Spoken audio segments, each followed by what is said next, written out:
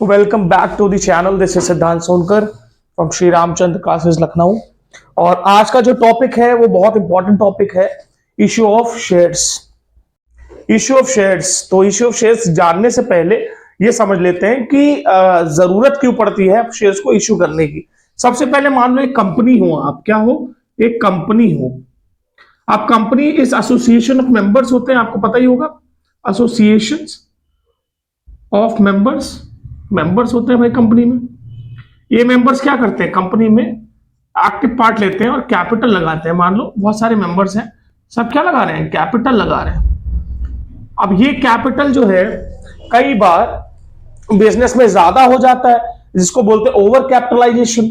ये कई बार होता है बिजनेस में कम हो जाता है। तो बिजनेस में जब कम होता है तो कंपनी क्या करती है, उसके मेंबर्स के पास अब पैसे नहीं है, उनके पास जितने भी पैसे थे उन्होंने बिजनेस को दे दिए। लेकिन आप कंपनी को तो पैसा और चाहिए, क्यों चाहिए, क्योंकि प्रोडक्शन और करना है, बिजनेस को एक्सपैंड करना है। तो किसके पास जाएगी वो, या तो वो बैंक के पास जाएगी या किसी फाइनेंशियल इंस्टीट्यूशंस के पास जाएगी या फिर किसी रिलेटिव से ले लेगी पैसे।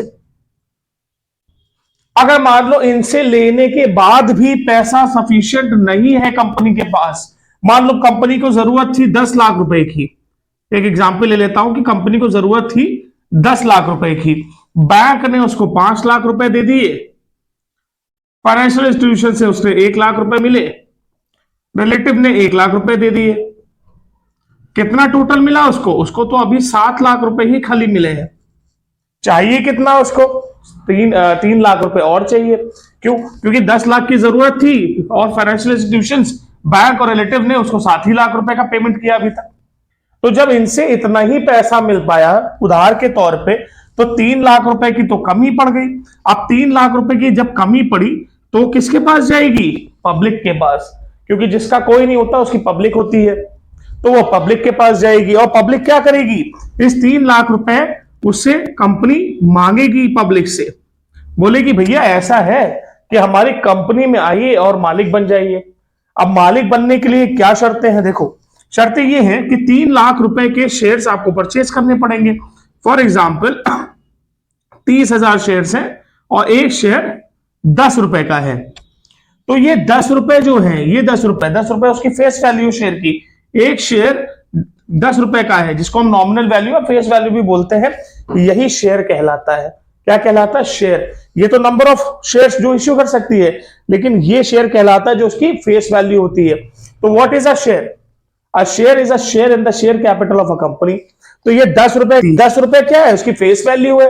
और 10 रुपए का क्या होगा, ये जनरल पब्लिक जो होगी, जनरल पब्लिक की जब हम बात करते हैं तो जनरल पब्लिक इसको सब्सक्राइब कर लेगी, और सब्सक्रिप्शन के बाद जनरल पब्लिक को क्या मिलेगा कंपनी में, एक तो ओनरशिप मिलेगी, कंपनी के वो मालिक बन जाएंगे, और दूसरा क्या मिलेगा, दूसरी चीज उनको पार्ट ऑफ प्रॉफिट भी दिया जाएगा, क्योंकि मालिकों को क्या मिलता है, प्रॉफिट। और तीसरी चीज भी मिलेगी, बेनिफिट बहुत सारे हैं और रिस्क भी बहुत सारा है। तीसरी चीज उनको डिविडेंड मिलेगा। डिविडेंड का मतलब होता है कि जब तक शेयर्स के पैसे बिजनेस लौटाती नहीं है उस पे वो रिटर्न देती रहती है। रिटर्न जैसे लोन अगर कंपनी लेती है तो इंटरेस्ट देती, शेयर्स लिया है तो कंपनी के लिए तो लायबिलिटी है ना लौटाने, तो जब तक नहीं लौटाती फॉर द टाइम भी वो डिविडेंड उनको देती रहती है। तो सबसे पहले समझ लेते हैं कि शेयर कैपिटल क्या होता है। तो शेयर कैपिटल का मतलब होता है part of capital which can be floated from the public in the form of shares। इसका मतलब है कि जनरल पब्लिक से जो कंपनी कैपिटल उठा सकती है अपने शेयर्स इश्यू करने के बाद, वो शेयर कैपिटल कहलाता है। अच्छा, अब इसको हम सब डिवाइड कर लेते हैं। सबसे पहले शेयर कैपिटल के नीचे आता है authorised capital. Authorised capital is a part of share capital which is authorized in the memorandum of association and above which the company can't issue its shares। इसका यह मतलब है कि सबसे पहले मेमोरेंडम ऑफ एसोसिएशन में ऑथराइज्ड कैपिटल लिखा होता है और इससे ज्यादा वो कंपनी शेयर इशू नहीं कर सकती। जैसे कि for example 50,000 number of shares है उसके पास और एक शेयर की वैल्यू 100 रुपए है, ये उसका ऑथराइज्ड कैपिटल हो गया। इसका मतलब इतना कैपिटल, आप भाई 50,000 इंटू ये करो, तो इसका मतलब 50 लाख रुपए के शेयर्स वो जनरल पब्लिक से इशू कर सकता है, कंपनी कर सकती है। ठीक है, अब ये ऑथराइज्ड कैपिटल हो गया। अब इसके नीचे आता है issued capital. Issued capital authorised capital का वो पार्ट है जो जनरल पब्लिक को कंपनी इनवाइट करती है कि आओ हमारी कंपनी में आकर शेयर्स को खरीद लो, या ऑफर करती है। फॉर एग्जांपल, अगर उसको 50 लाख की जरूरत नहीं है, उसको 20 लाख की जरूरत है, तो कितने शेयर्स इशू करेगा वो? 20,000 शेयर्स।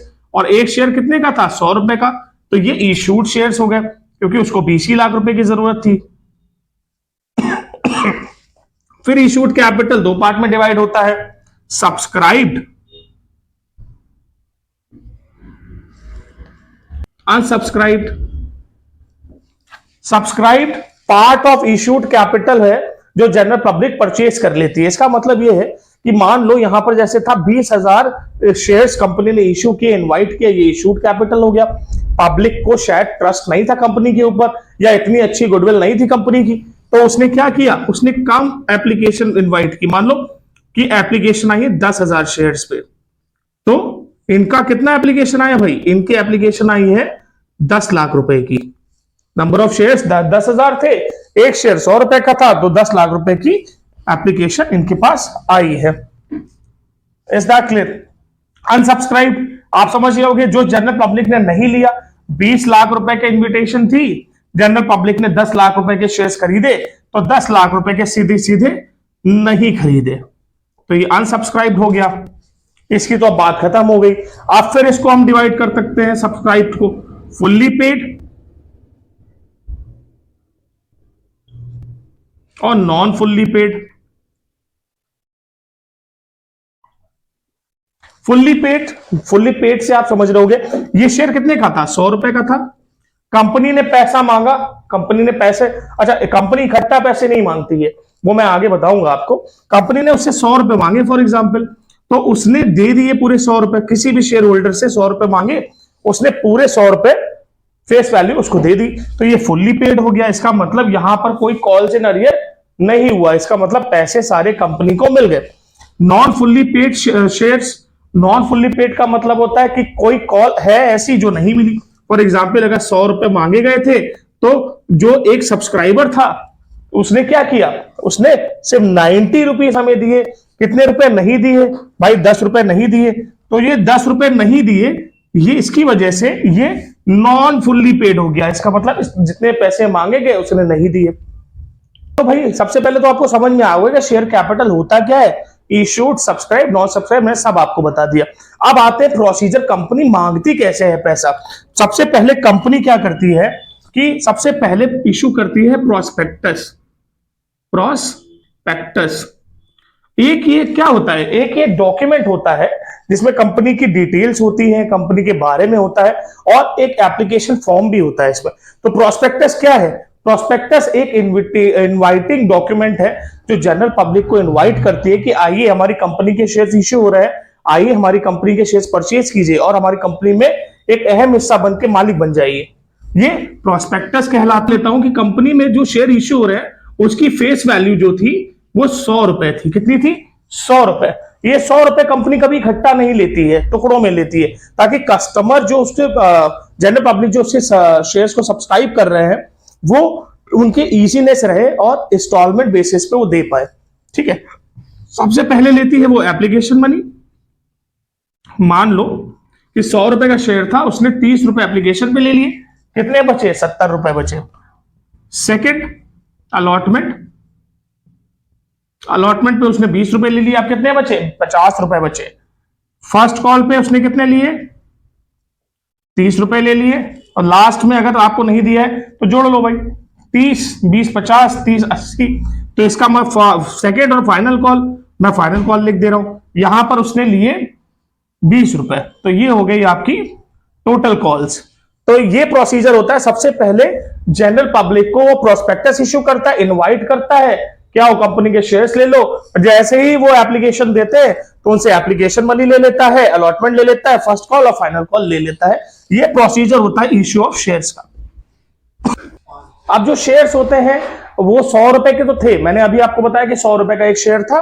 कई बार शेयर्स होते हैं, कंपनी की गुडविल बहुत अच्छी होती है तो महंगे बेचती है, मान लो उसने वही शेयर जो 100 रुपए का था उसकी मार्केट वैल्यू 120 करके उसको सेल कर दिया, तो 20 रुपए इसने एक्स्ट्रा कमा लिए ना। ये जो है इसको बोलते हैं प्रीमियम। जब कंपनी अपनी फेस वैल्यू से ज्यादा शेयर्स को इश्यू करती है तो वो प्रीमियम का केस होता है। ठीक है, फिर 100 रुपए का अगर शेयर था उसने 100 रुपए में ही इश्यू किया तो ये केस होता है पार का। पार का मतलब होता है इक्वल। इसका मतलब है कि कंपनी ने ना कोई पैसे एक्स्ट्रा चार्ज किए ना कम लिया, तो ये पार का केस है। 100 का शेयर 100 का इश्यू किया, प्रीमियम क्या था 100 का 120 में किया, तो 20 रुपए एक्स्ट्रा कंपनी का है। कब कमा सकती है? पहला तो कब कमा तब सकती है जब कंपनी की गुडविल बहुत अच्छी हो, मार्केट में उसकी वैल्यू बहुत ज्यादा बढ़ रही हो शेयर्स की, तो वो कहती है भाई क्योंकि हमारी गुडविल बहुत अच्छी है तो हम तो महंगा बेचेंगे, तो ये हो जाता है। फिर अगर 100 रुपए का शेयर था और उसने बेचा 90 रुपए का, तो ये डिस्काउंट का केस होता है। लेकिन अब ऐसा नहीं होता, आपके कोर्स में भी डिस्काउंट नहीं है, क्योंकि 2013 एक्ट कंपनी का जो था उसने एमेंड कर दिया था कि कोई भी शेयर डिस्काउंट पे इशू नहीं होगा। क्यों नहीं होगा? क्योंकि बहुत सारी कंपनीज जो डिस्काउंट पे इशू करके कैपिटल तो रेज कर ले रही थी, शायद उनकी गुडविल अच्छी नहीं लेकिन वैल्यू शेयर की कम थी, पब्लिक अट्रैक्ट हो गई कि भाई 100 रुपए का शेयर 90 रुपए मिल रहा है, ले लो। तो क्या हुआ यहां पे कि कंपनी ने पैसे तो रेज कर लिए लेकिन कंपनी डूब गई, तो इनके पैसे भी डूब गए। तो इसीलिए जो कंपनीज एक्ट 2013 है उसने रिस्ट्रिक्ट कर दिया कि कोई भी शेयर डिस्काउंट पे इशू नहीं होगा। कुछ एक क्वेश्चन में आते हैं जो कि बहुत सिंपल से क्वेश्चन है ताकि आप एक फ्लो में आ जाए। तो समझते हैं कि company issue 10,000 equity shares to general public for 100 each. 100 रुपए के शेयर्स उसने इशू किए, कितने इशू किए? 10,000। कैसे देने? मैंने बताया था एक साथ पैसा नहीं लेती है, तो कैसे लेगी भाई? एप्लीकेशन पे 50 रुपए, 20 रुपए अलॉटमेंट पे, 20 रुपए फर्स्ट कॉल पे और 20 रुपए 10 रुपए फाइनल कॉल पे, सारे पैसे मिल गए। इसका मतलब कोई कॉल से अरियर नहीं हुआ है। अच्छा, अब फर्स्ट एंट्री क्या होगी? कंपनी को पैसे मिले in the books of the company, journal entry pass होगी। Bank account debit to share application account. कितने रुपए मिले भाई? 50 रुपए का एक एप्लीकेशन थी, 10,000 शेयर थे, तो 50 इंटू 10,000 मल्टीप्लाई कर लीजिए। 50 1 2 3 4, इसका मतलब 5 लाख रुपए एप्लीकेशन पे मिल गए। ये आपकी एप्लीकेशन मनी रिसीव्ड की हो गई। फिर एप्लीकेशन का जो पैसा होता है वो हमको शेयर कैपिटल में डालना होता है। आप ट्रांसफर की एंट्री देखिए, share application account debit to share capital 5 lakh और 5 लाख।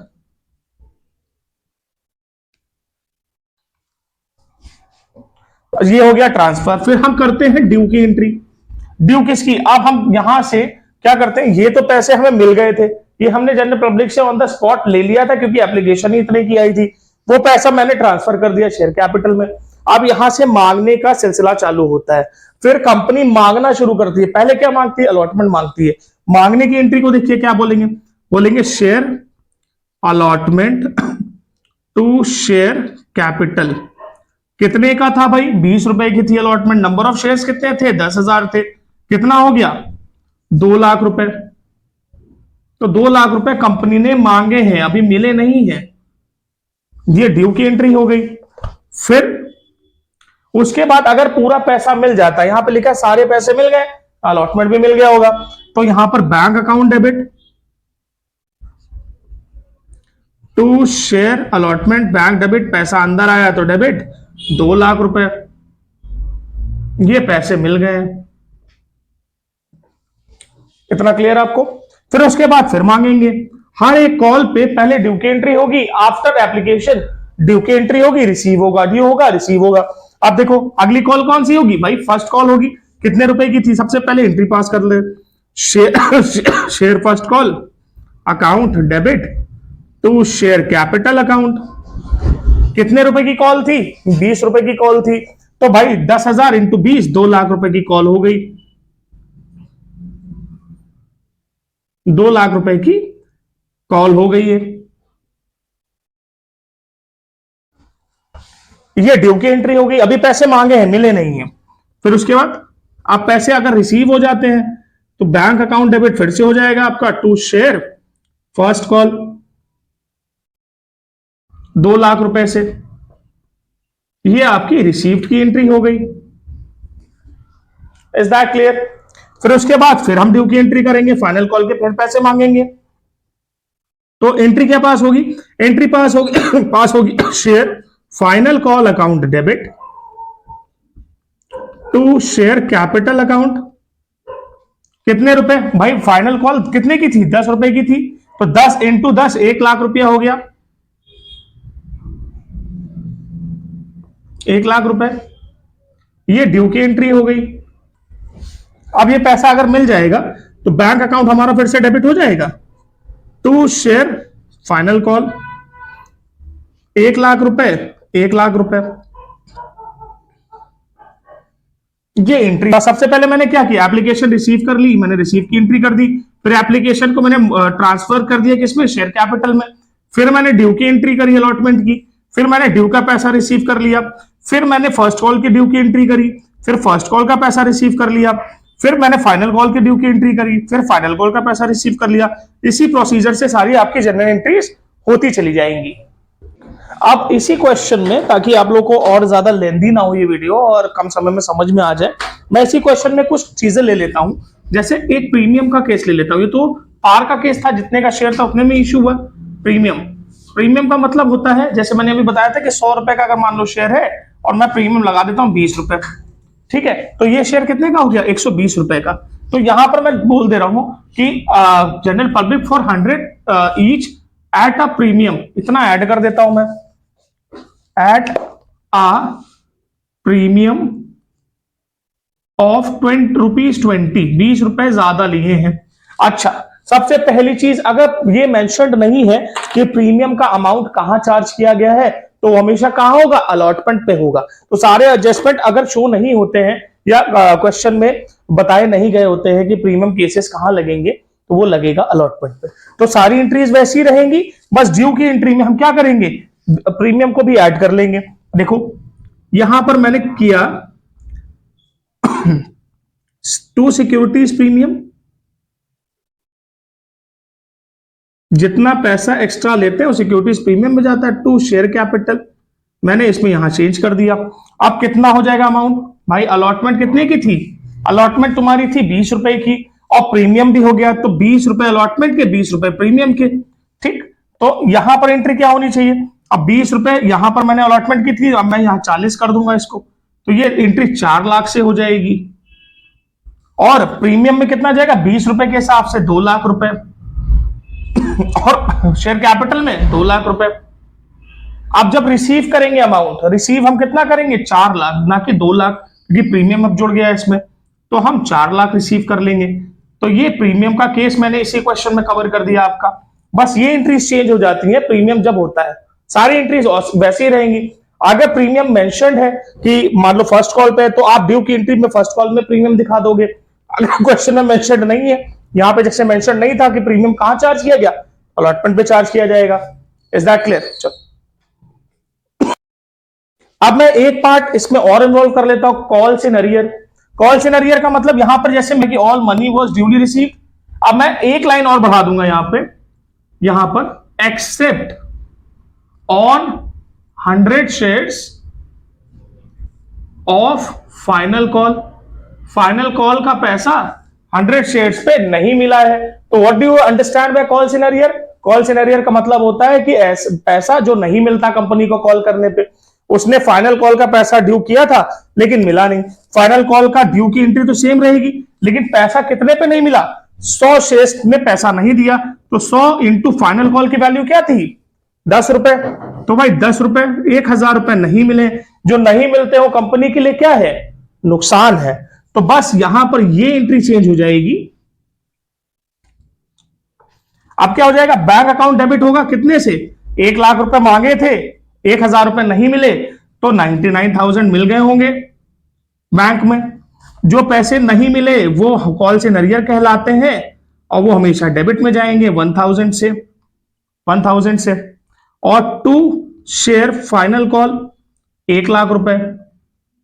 ये मैंने तीनों पार्ट इसमें आपके कवर कर दिए। पार तो पहले ही कवर हो गया, प्रीमियम, कॉल से नरियर, ये एंट्रीज में चेंजेस आ जाएंगे।